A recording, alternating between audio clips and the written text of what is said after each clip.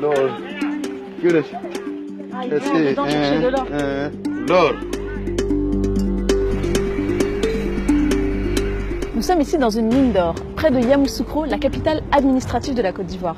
Et ici, l'or est très important puisque c'est ici en Afrique qu'on trouve les plus grandes réserves mondiales d'or, près de 60%. Mais vous vous en doutez, ce n'est qu'une infime partie des ressources que l'on peut trouver sur le continent africain. On y trouve 80% des réserves de coltan, 70% des réserves de diamants, du cobalt, du fer, du cuivre, bref, une mine d'or à ciel ouvert. Les sols africains regorgent de matières premières, mais ces populations sont parmi les plus pauvres de la planète. Mais alors, comment expliquer ce contraste ? Eh bien, en réalité, on s'en doute, il existe ici en Afrique un pillage des ressources plutôt bien organisé. Et c'est en Côte d'Ivoire qu'on va tenter de comprendre à qui profitent réellement les ressources africaines. Ici, pour extraire de l'or, il existe plusieurs moyens. La voie officielle avec des permis d'exploitation donnés par les ministères. C'est le cas des grosses mines d'or industrielles, britanniques, canadiennes ou australiennes. La voie moins officielle avec des autorisations données sous le manteau par des préfets. C'est le cas de certaines mines d'or chinoises par exemple, protégées par les dozo, des milices armées. Et enfin, il y a la voie clandestine, celle des petites mines en théorie interdites mais exploitées par ceux qu'on appelle les clandestins dans leur propre pays, les Ivoiriens.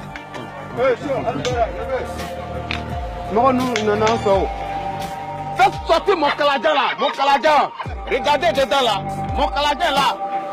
Envoyez mon Canadien là. Vous n'avez pas de matériel à part les Non, on n'a pas de matériel, c'est le gaz. Tu vois, chacun se débrouille. C'est là quand on vient là, c'est ça, les femmes la prennent. On lave pour les laver encore, pour avoir du quoi à manger. Mais on a beaucoup de difficultés.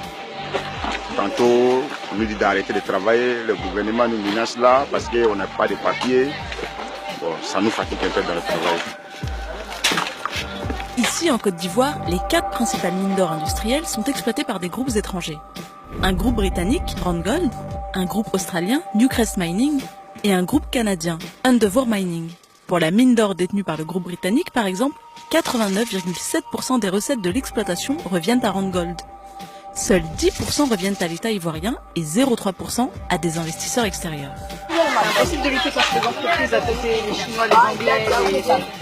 Bon, on n'a pas su le même chemin parce que ce que nous gagnons, ça n'a rien à voir avec ce qu'eux cherchent.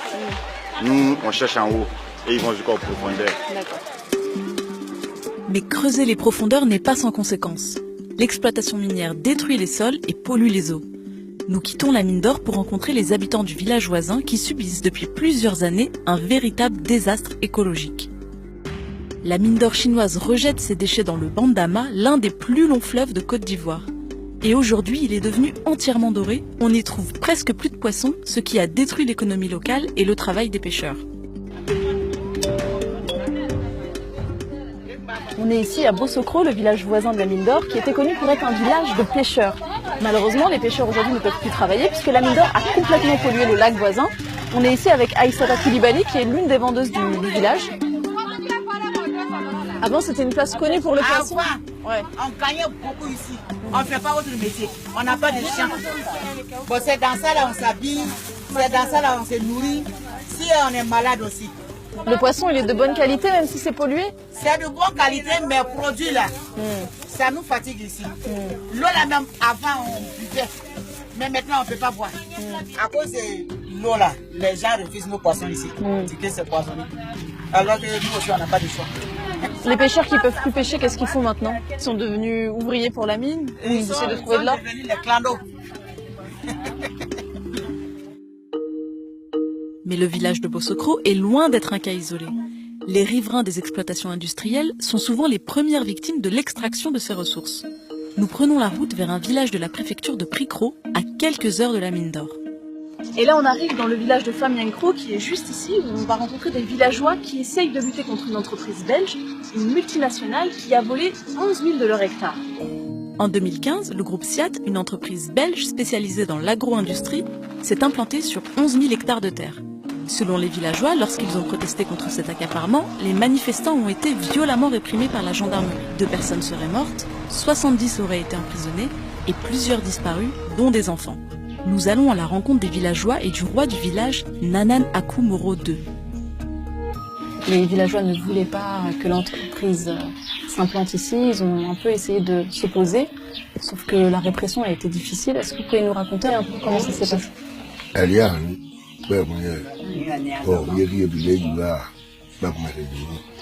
Donc ces terres, elles vous appartiennent à vous? Elles appartiennent au village? Mais ils ont acheté avec qui?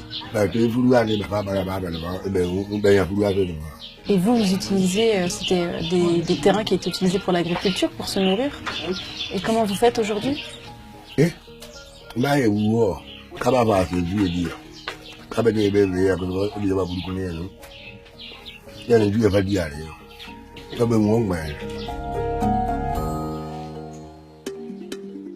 Malgré la violente répression et les risques qu'ils encourent auprès des autorités, les villageois tiennent absolument à médiatiser leur histoire. Pourquoi est-ce que vous êtes contre les VA?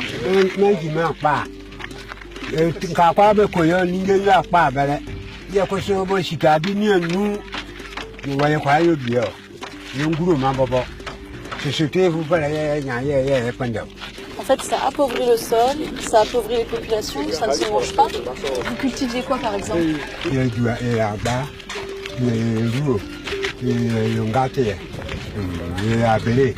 Donc il y avait une économie locale.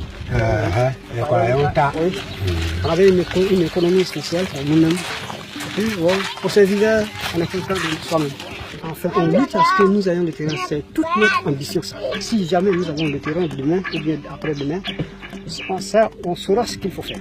Vous voulez récupérer votre terrain? Voilà. C'est l'objectif, c'est qu'on vous rende votre terrain. Tous les villageois que nous avons rencontrés ont insisté sur l'aide que les médias pouvaient leur apporter. Ils savent que c'est aussi l'absence de couverture médiatique qui a permis ces abus. Vous allez nous présenter qui? Celle-là, c'est notre maman. C'est la doyenne? Ouais, c'est la doyenne qui ça. Bonjour. Elle aussi, elle a été en prison. C'est une femme qui est handicapée, totalement handicapée. Elle peut même pas marcher. Bonjour madame. Qu'est-ce qu'ils attendent de vous? Que tout le monde parte? Qu'est-ce qu'ils veulent en faisant tout ça? Que vous leur laissiez toutes les terres et que vous alliez ailleurs? C'est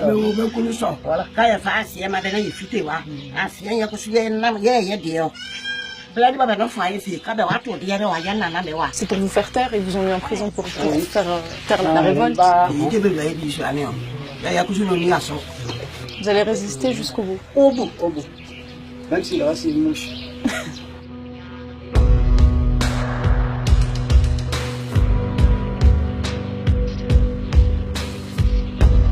Là, on est avec Anderson Diedry, qui est journaliste ivoirien et qui a beaucoup travaillé sur la question de l'accaparement des terres. Nous, on a essayé de contacter SIAT. Ils n'ont pas voulu nous répondre. Toi, tu as essayé de les joindre aussi pour tes sujets.